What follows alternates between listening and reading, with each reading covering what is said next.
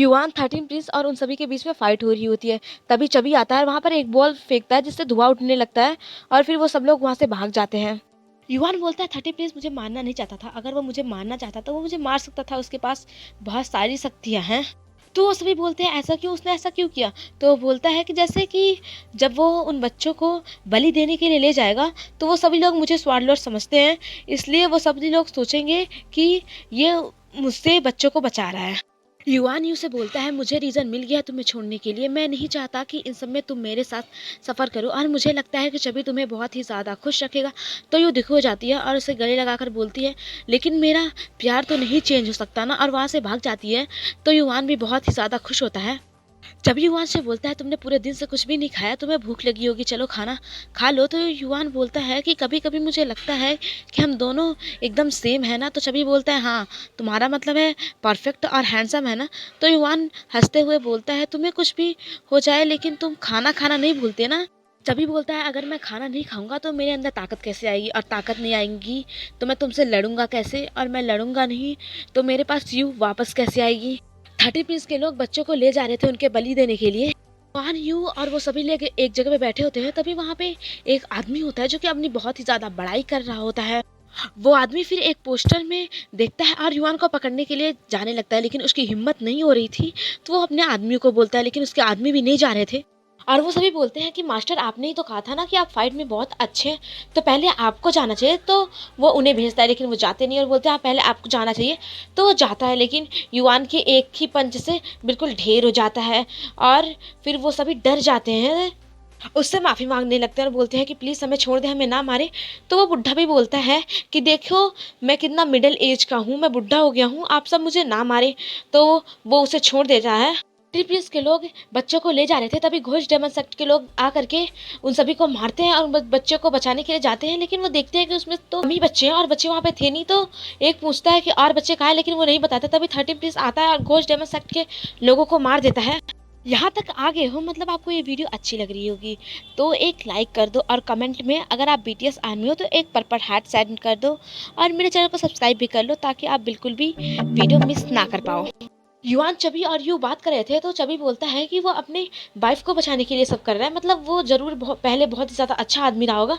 तो यू भी बोलती है कि हाँ ऐसा हो सकता है। तभी चबी का एक आदमी आता है, वो बोलता है कि मास्टर अभी मुझे चिट्ठी मिली है कि मोई ने जोशो की बॉडी खोज ली है, वो कॉशो मॉर्टन में है, लेकिन मोई और रैन को बहुत ही ज़्यादा चोट आई है। तभी बोलता है कि उससे बोलना कि वो अपना ख्याल रखे, अपने आप को सेफ रखे, क्योंकि उसके अलावा मेरा कोई भी नहीं है। तो वो बोलता है ठीक है और वहाँ से चला जाता है। 13 प्रिंस के पास वो सभी बच्चे थे और वो अपने एक आदमी को उन्हें मारने के लिए भेजता है, लेकिन उन सब बच्चों की चीख सुन करके उस बेचारे की आत्मा नहीं कहती है कि वो उन्हें मारे और वो अपनी आंख बंद कर लेता है। और फिर हम देखते हैं कि वो लेटा होता है और अपनी वाइफ के बारे में सोच रहा होता है, जहाँ पे वो बोल रही होती है कि हनी ये कपड़ा मैंने अपने बच्चों के लिए बनाया है। तभी उसे होश आता है और वो बोलता है कहीं मैं कुछ गलत तो नहीं कर रहा हूँ। तभी उसके पास एक आदमी आता है और बोलता है कि हमने युआन और उनके सभी लोगों को ढूंढ लिया है। तो वो बोलता है किसी और को तो पता नहीं चला ना। तो वो बोलता है नहीं पता चला, क्या मैं तीनों सेक्ट को बता दूं? तो वो बोलता है नहीं, पहले मैं उनसे मिलना चाहता हूँ। एंड और लू एक दूसरे के साथ खुश थे। तभी युआन और वो सभी लोग आते हैं और सभी बोलता है कि तुम दोनों की फ्रेंडशिप तो बहुत ही ज़्यादा आगे चली गई है। तो वो लोग शर्माने लगते हैं। तभी वहाँ पे 30 प्रिंस का एक आदमी बैठा होता है और सू एक बच्चे के साथ होती है, तो उसे देख करके वो दुखी हो जाता है और फिर यू उसके बगल में से गुजरती है। तो वो बोलता है हनी, लेकिन वो वहाँ से चली जाती है। वो शराब के नशे में होता है और फिर बैठ जाता है और फिर उसे अपनी वाइफ की आवाज़ आने लगती है कि तुम ऐसा कैसे कर सकते हो, जो इस प्रकृति के खिलाफ है, तुम ऐसा नहीं कर सकते हो, इससे दूसरे लोगों को बहुत ही ज़्यादा हानि पहुँचेगी।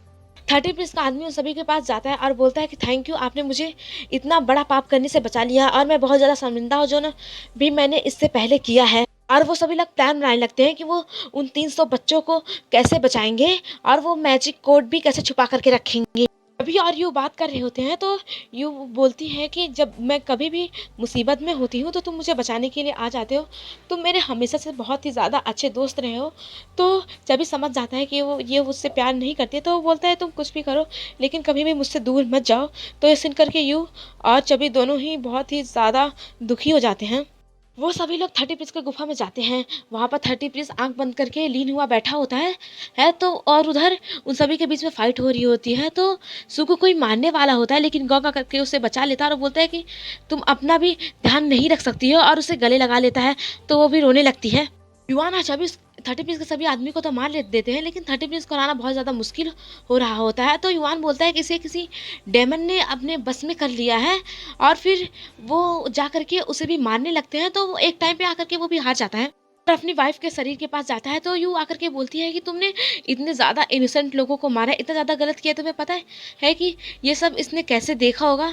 तो वो बोलता है कि तुम्हें क्या पता अकेले रहना कैसा होता है, तुम्हें क्या पता जिन लोगों ने इतना ज़्यादा गलत किया, और मैंने इतना ज़्यादा सफ़र किया जितना किसी ने भी नहीं किया होगा। मैंने बहुत ही ज़्यादा सफ़र किया और मैंने एक रास्ता निकाला प्यार को बचाने के लिए। तो मैंने क्या गलत किया तुम्हें पता है? मेरी सांसें तो चल रही है, लेकिन मैं बिल्कुल भी ज़िंदा नहीं हूँ, और मैं बिल्कुल भी ज़िंदा रहना भी नहीं चाहता हूँ अपनी वाइफ के बिना।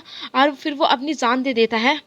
युआन यू और चबी उन बच्चों को बचा करके ले जा रहे होते हैं। तभी वो एक खाई के पास खड़े होते हैं। एक आदमी आ करके यू को मारने वाला होता है, लेकिन चबी बीच में आ जाता है और वो उसे मार देते हैं और उस खाई से धक्का दे देता है।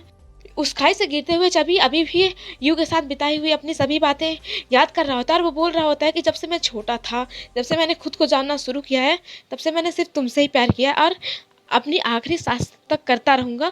और उधर यू और युआन बहुत ज़्यादा चिल्ला रहे होते हैं कि ऐसा नहीं हो सकता, ऐसा नहीं हो सकता। युआन और सभी लोग चबी को नीचे आकर के ढूंढ रहे होते हैं, लेकिन उसका अभी भी कोई अता पता नहीं होता है। दिन से रात हो जाती है। यू बहुत ही ज़्यादा दुखी होती है। चबी बेहोश होता है। उसके बगल में एक लड़की बैठी होती है। तो चबी को होश आता है। वो उस लड़की को पहचानता तो नहीं है, लेकिन वो लड़की उसका बहुत ही ज़्यादा ध्यान रखती है। और युआन और वो सभी लोग भी चबी के पास आ जाते हैं। तो यू जा करके उसे गले लगा लेती है, लेकिन वो बोलता है कि तुम कौन हो, मैं तुम्हें नहीं पहचानता हूँ, मतलब और मैं इसके साथ बहुत ही ज़्यादा खुश हूँ। मतलब वो अपनी याददाश्त भूल चुका होता है।